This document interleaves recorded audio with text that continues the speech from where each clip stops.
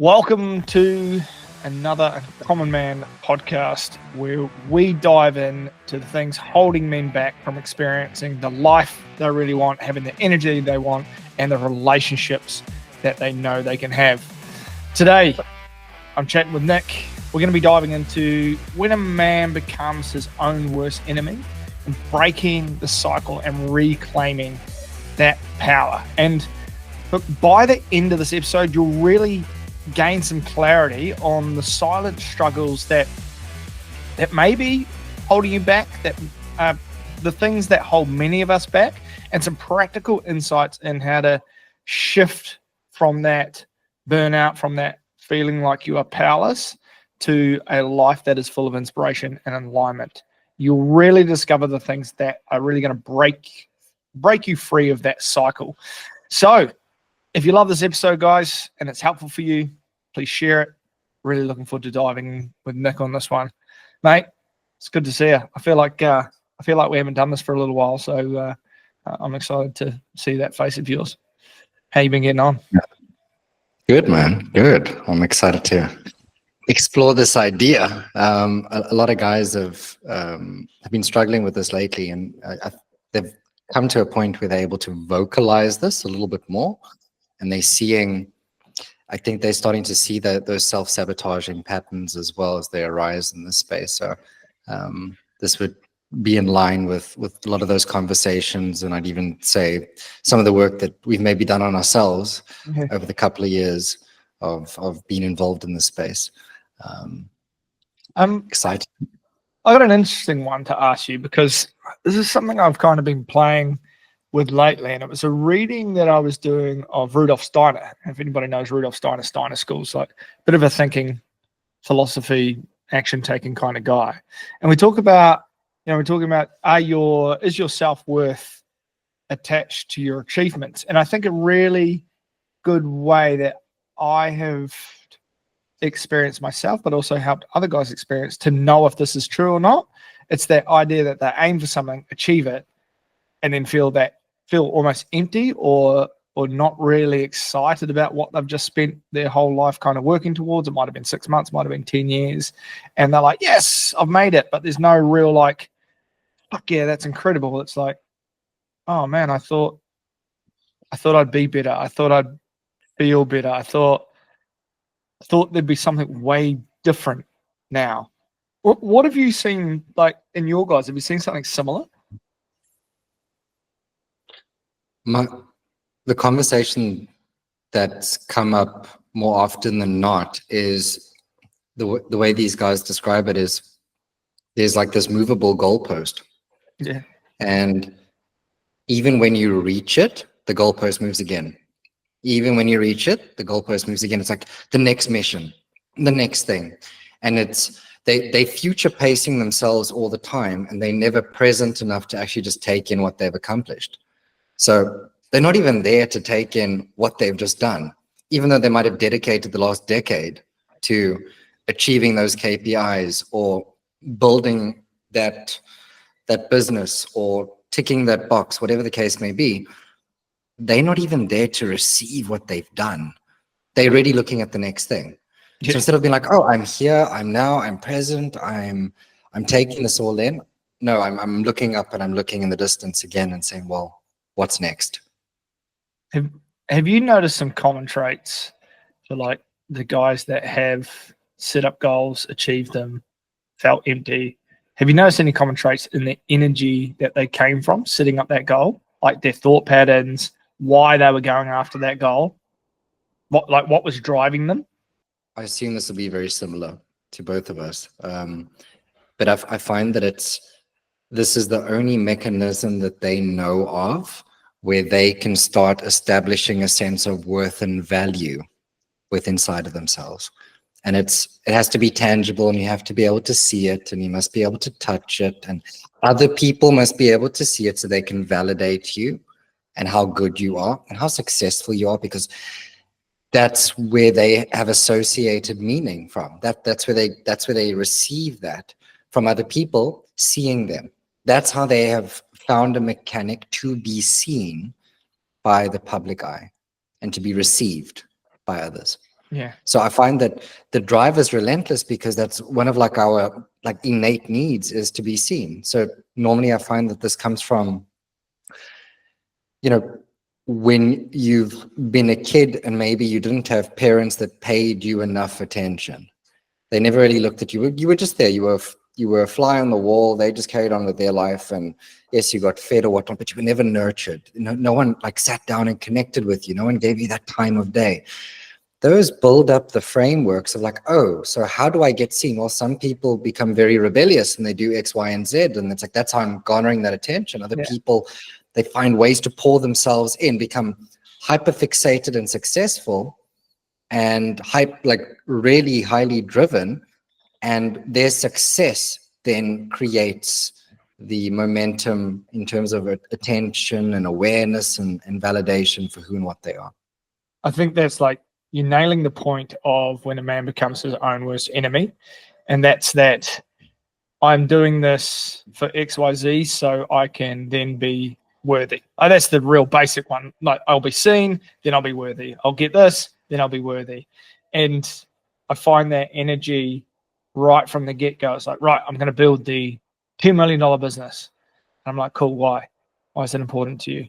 And you break it all the way down. Like, why is that important to you? And then the next thing, why is that important to you? Why now? And you really get to the core of the things at the end. And it always, once you get to the real core of like what somebody really wants, that's cool and exciting. But a lot of the time you get there to the superficial level and it's all about achieving something in order to be worthy of some sort of thing.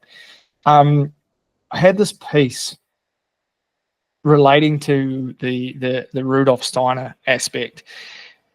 And to share a bit of a story, I've had a variety of clients that have been like, yeah, I want to make the money.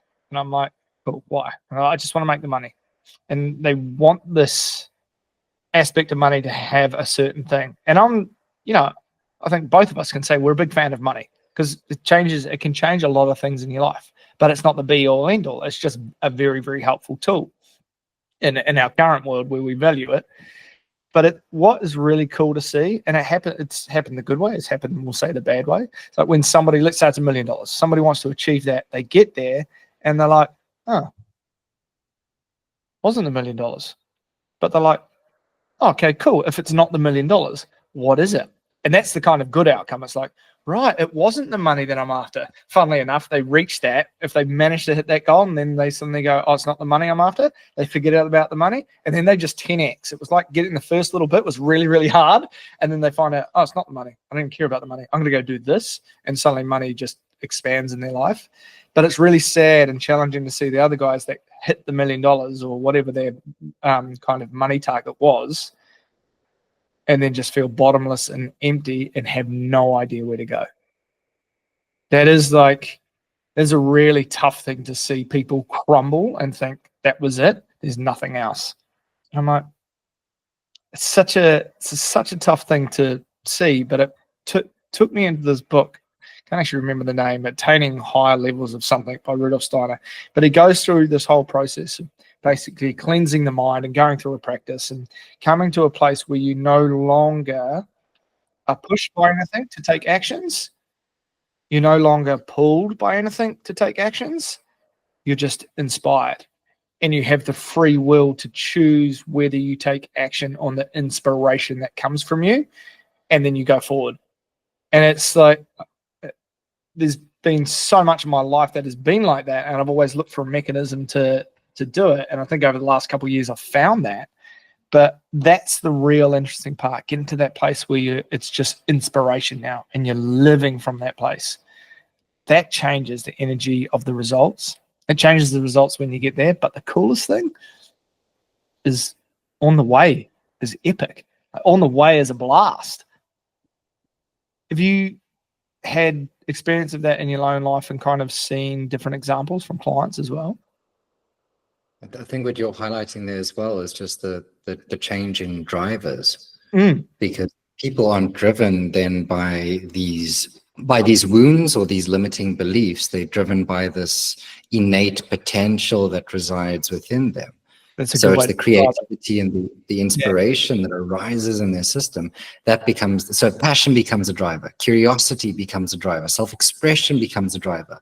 So it's not, I have to do this to achieve this so I can meet a need, because that's normally how we frame it, with just how we've all been conditioned in general. Like, I need to make money to do X, Y, and Z, or I need to do this to be validated and feel X, Y, and Z.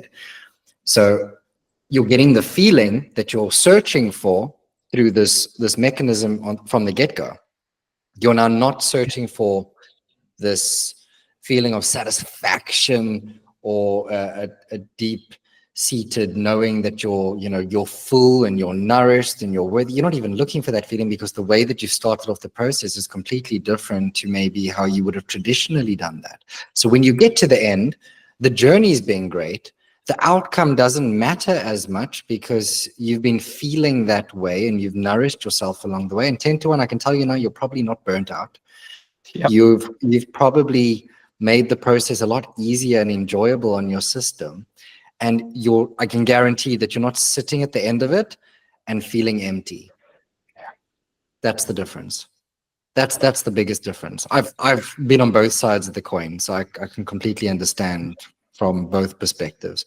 And the latter, this example, is much easier versus pushing and sacrificing, and you have to give up this and do this. It's working with your system and with your energy.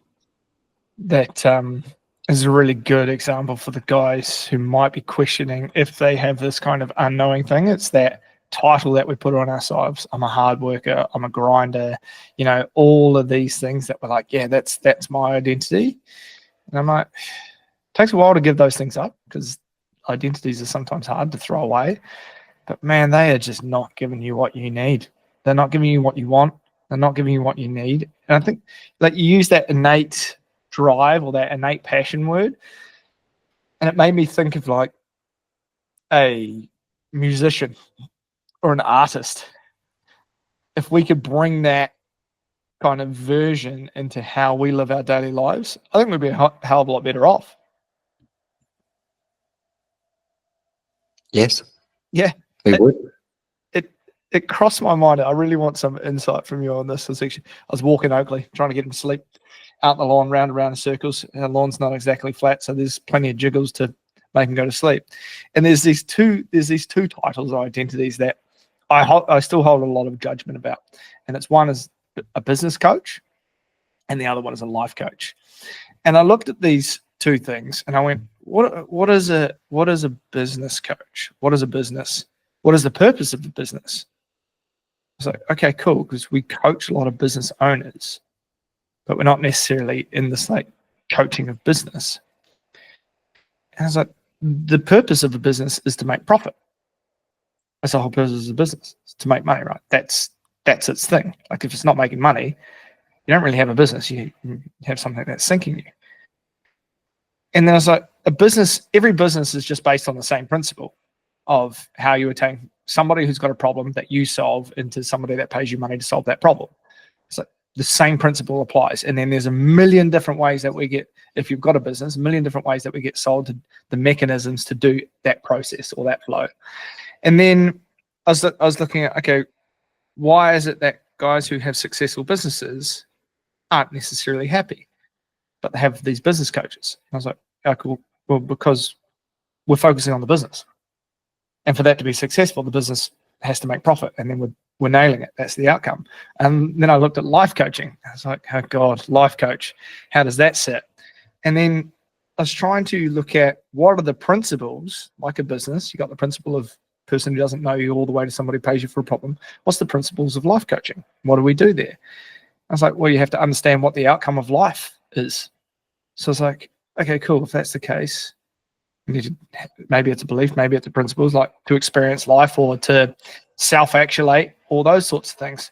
So you have life coaching is the idea of how do you find all these patterns that we've got so you can eliminate them, so you can experience life to its absolute fullest and reach your potential and be in that, like what we're talking about in terms of breaking the cycle and reclaiming your absolute power. And I was like, what a powerful thing to really lean into that aspect and then look at business as a tool to experience the life, to push our growth, to develop the great tool that is money, so we can pay for more experiences and go from different states or experience learning. And I was like, those are two really, really great combos. But when you leave one element out of life and you look at the business owners that we have worked with that have suffered the burnout, that have built things from the ground up from a place of, if I do this or when I do this, I'll be worthy. And you just see how they're left like in a hole. And I think I'd love to know what you've done with your guys in the coaching, because I know the work that you've done, guys have doubled, tripled their business, increased all the income, done all those things without necessarily having the business coach, and you've just focused on their life and making them better. How have you got them to understand the concept of closer and getting the clarity on like what is actually closer for them? I think it starts off with realizing that your role is to facilitate their creativity and their genius.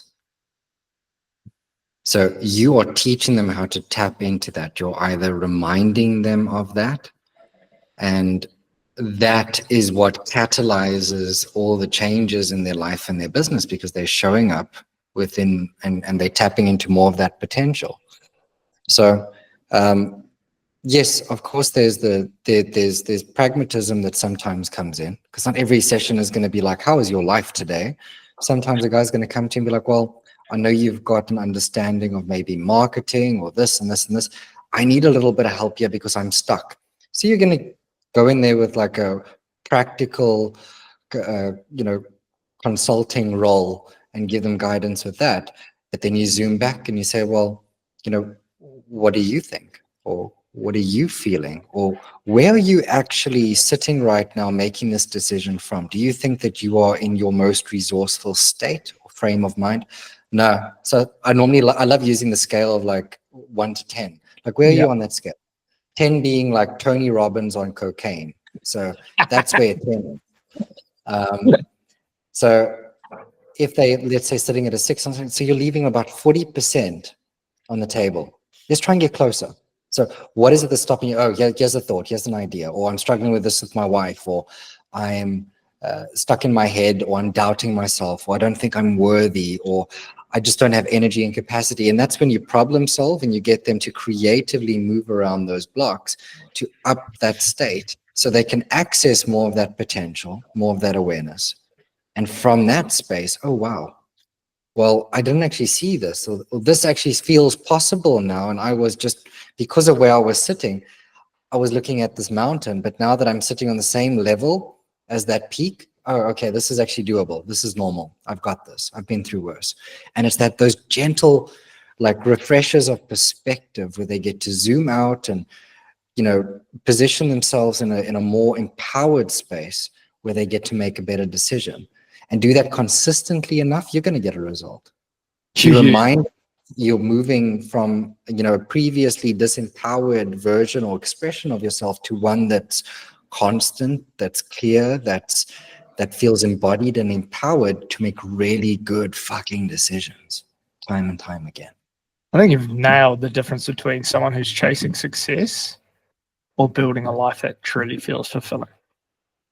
Like, that is kind of nailed it. You used a really important word, which seems mundane, but you used remind. And I had this mentor, Jesse Elder, doing some of his work, and it's really cool. And I shared a quote at the last event, and I'll read it out. He goes, "What do you give something that has limitless power and the ability to create anything that it wants?" And I was like, I don't know. Amnesia.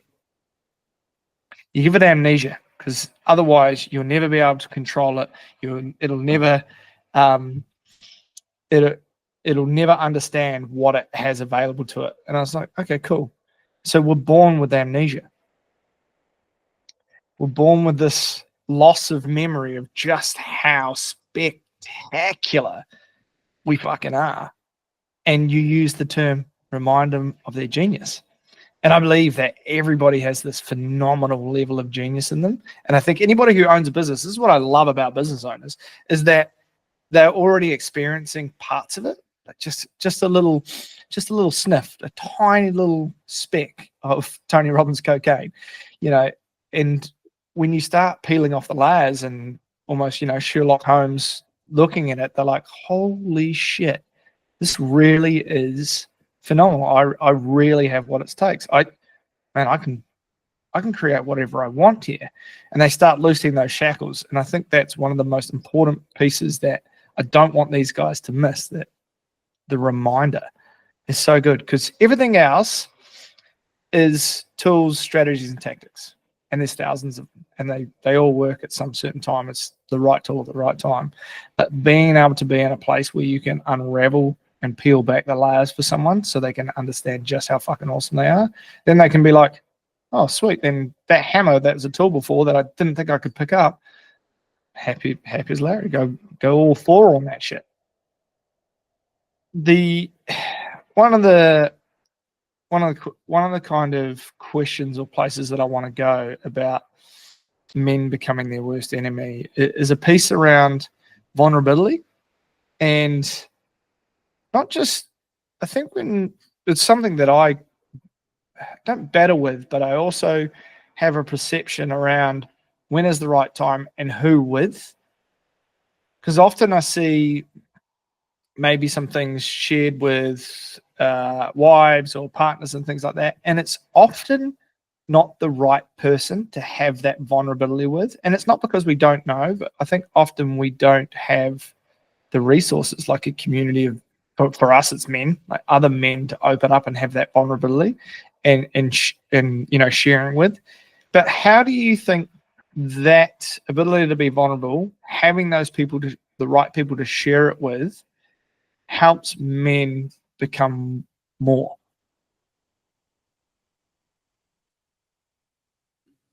I think like it comes down to that practice that men are so good at with suppressing emotion. Because the minute you suppress a feeling, it's going to stack up. It's unresolved. There's a charge in your system, and you're going to inevitably act out, or you're going to seek a release, and subconsciously you're going to be driven to do something to release that. And I find that with that, it's either addiction, it's checking out, dissociation, it's porn, it's you know, whatever activity you can think of to avoid, you know, that feeling that you have in your system. And guys don't necessarily have the understanding or the mechanic, or they're too afraid of actually sitting with that. So being able to confront the feeling that, by the way, that is residing within your body. So you're just feeling something inside of your body. So it's not that the feeling is bigger than you. You're bigger than the feeling because it's happening inside of you.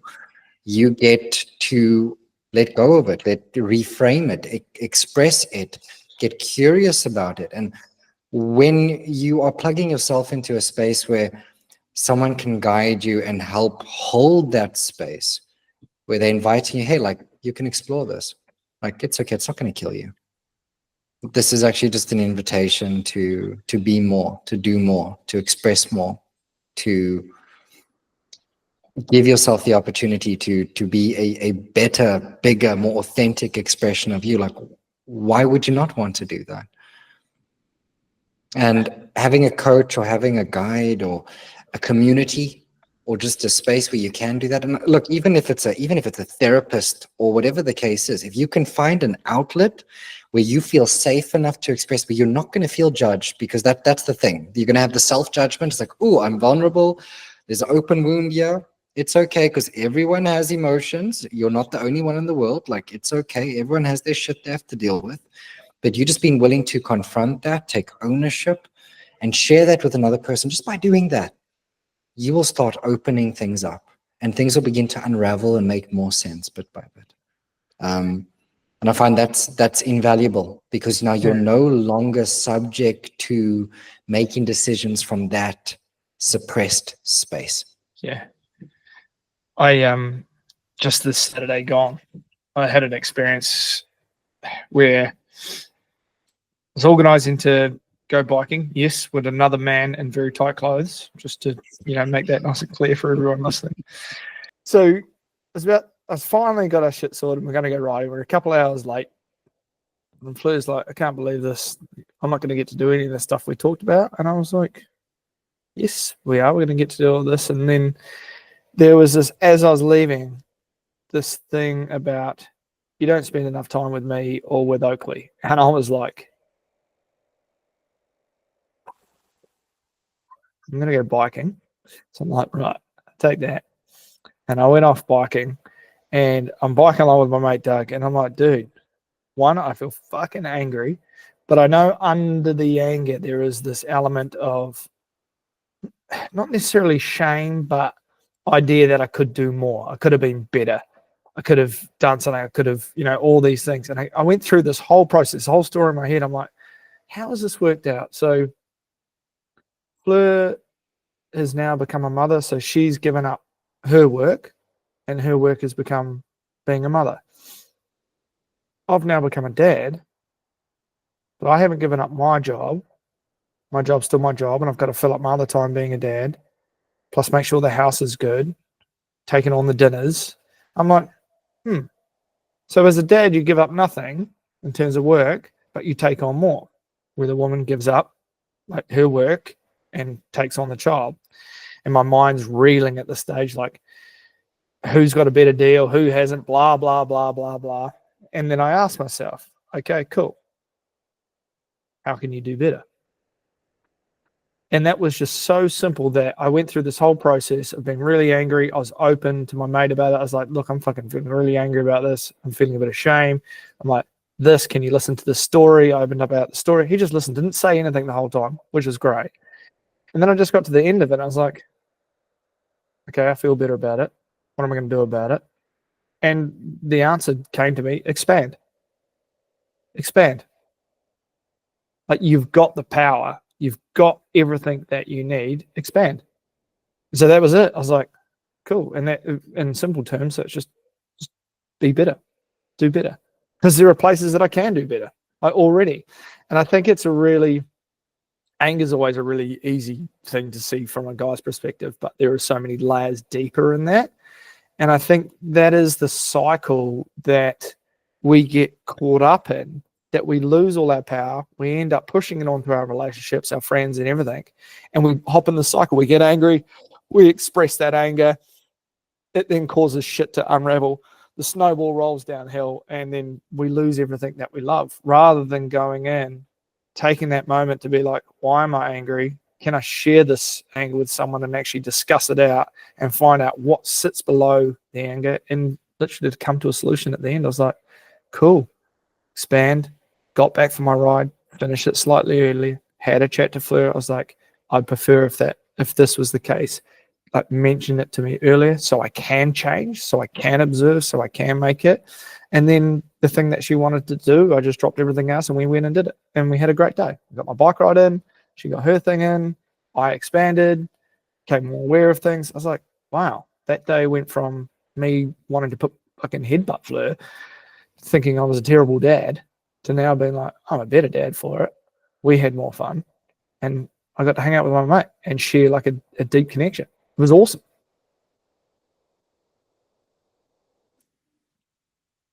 Change in perspective and asking a powerful question. And I think one of the components that maybe didn't mention there, most people are just not comfortable with conceding their narrative and idea and questioning it. So they're very stuck in the idea of, well, I'm right. Like, my viewpoint is the only valid viewpoint here. And then you're very much stuck in that space of ego and self-righteousness. And it's actually just a protective space, because the ego doesn't want to change. That's how it is. It's the what's the word that I the way I expressed this before, it's the soul in incubation. So if you think of your ego as this young child or adolescent that's learning to expand, like, it's a process.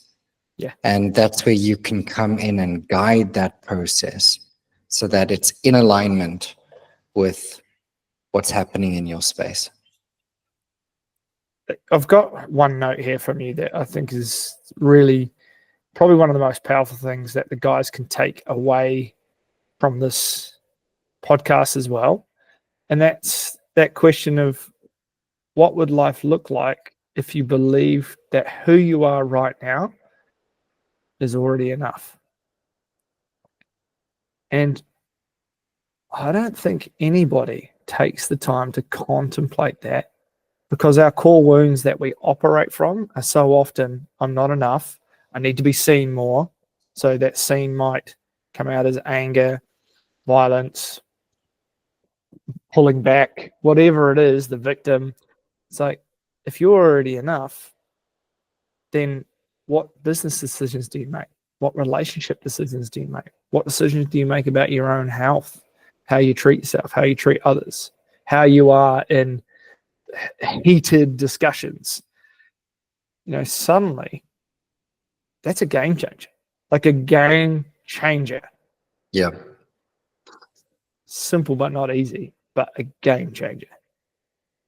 It's not, the world isn't against you. It's just you against your perception and your frames of reference. It's not you against you technically, but it also is. It's you against your mind. Yeah. The rest was real. That's it. And that's the dance that everyone's dancing. And some people are just a couple of steps ahead. Yeah. And they see the game differently. And so they're able to play it differently. Yeah. Have you got anything else you want to share with our guys? I think, just going through this conversation today, if you're here at this point and you are one of the fortunate ones with an attention span, really sit down and like sit on a couple of these questions and take a moment to reflect. And the invitation is to face yourself within this. Like it's okay to feel confronted and to feel vulnerable and to feel, oh, like I don't necessarily like this about myself, or I don't know what to do with these feelings. It's okay to raise your hand and say like, well, I need help, or I don't know how to do this because this has never been modeled to me. And it's okay to realize that you're projecting your own insecurities on other people.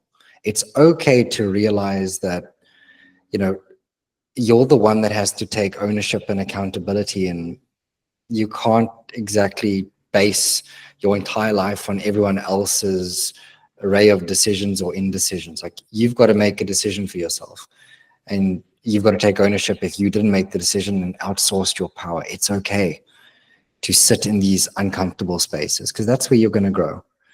And honestly, if it resonated in this space, well, reach out. This is what we do. We give you the space, we give you the perspective, we give you the tools so that you can explore yourself, and not just from a space of life, from how you get to express yourself, because business is just a way in which you get to express who and what you are. And if you're doing it from a space of alignment, you're doing it from a space of passion, then that's an incredible expression that you get to share with the world. And then there's impact, and there's fulfillment, and there's more. There's always more. So I just want to invite anyone in that feels a deep resonance with taking those steps. Well, reach out. That's why we started this movement, being uncommon, taking the uncommon approach, the uncommon way. This isn't just a project, it is a movement of men and individuals that want to change and be better and be stronger and be part of a collective of like-minded people that just want to create an impact in the world and live their best life. And that's as simple as it is. By being the best version of you, you get to do that. You get to be the best dad, be the best business owner, be the best partner, and maybe you get to love yourself on the way as well. And appreciate that. On the journey, eh? Thanks, Nick, mate. And that's, that call to action for the thousands of dudes who listen to this. That's it. If you're sick of that endless cycle where you don't feel empowered, we'll drop the links in. You can join our community. There's our group there. you can send a message. Come on over. Open arms. Thanks a lot for your time, brother.